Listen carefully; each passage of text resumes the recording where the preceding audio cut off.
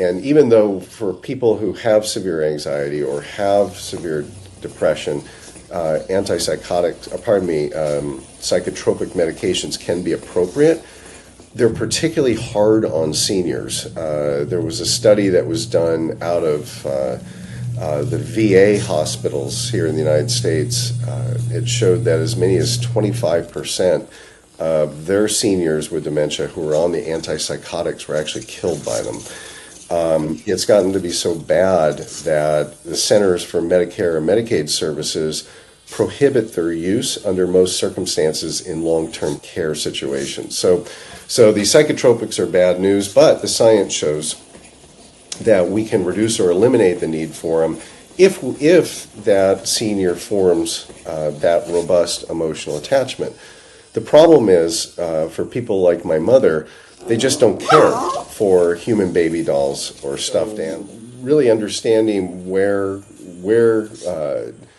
there were opportunities to help and make the experience better for everybody was the ideation behind the product. But how incredible that you were led to create something as opposed to search for something that already existed, but you weren't satisfied, I guess, with your search, and so you went ahead and went to the next step. Not everybody does that. That's incredible. Well, and so going from the technology background, I was aware of what could and could not be done, and so there were major changes in the technology world, primarily being driven by smartphones. Of course, the Apple iPhone and other smartphones that had come to market just before this. They came in. Did that fall in line with that? Were not your initial intentions, but these are things that came as a well, result? once again, I just wanted to have a companion for my mom, and so that really was foundational to doing this exploration. What came out of the research was how the role that live animals actually play in our life and the health benefits associated with them. Yeah. I think the biggest surprise that came out of this is the impact on pain. You think about a dog or a cat or a horse or a chicken. How can that animal reduce somebody's pain? Because pain is not just hey, I'm not having a good day emotionally. It's a physical manifestation of something going on. If we leave them alone after birth, they won't survive. So and once again, it's all because we're giving birth to babies prematurely. Because if our brains get to be at their full capacity, the mothers won't be able to give birth to the babies. The heads will be too large. So as humans, we've evolved a reward system for caring for babies. And while it's a complex cocktail of neurochemicals, what's thought to be hardest at work is oxytocin. Oxytocin has been demonstrated to be fundamental in emotional bond formation.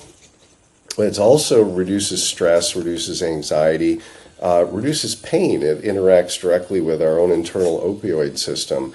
And it's most commonly seen in a mother giving birth to that baby. With all the sensors that go into her sensory system, we can capture information about what's happening in her environment and make good use of that. Version 1.0, the sensory system will be useful for treating sundowning syndrome. Sundowning is where late in the day seniors get more confused, more disoriented. It's the more likely time to have agitation and wandering risk and violent outbursts and so forth.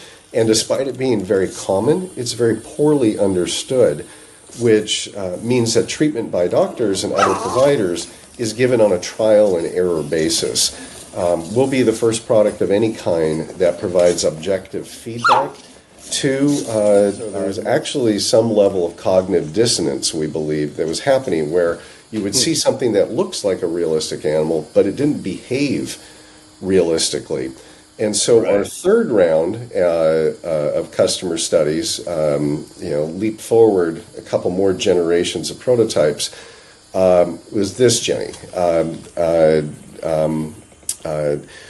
We were able to not only create a prototype that looked realistic and felt realistic, but one that would also behave realistically. And then we went back and tested that against the toy-like objects again. Oh, you're awake. We tested that again against the toy-like objects just to make sure that we weren't spinning in circles. And what we found is that the seniors preferred realism in all factors, 99%, literally 99%, compared to the toy-like objects.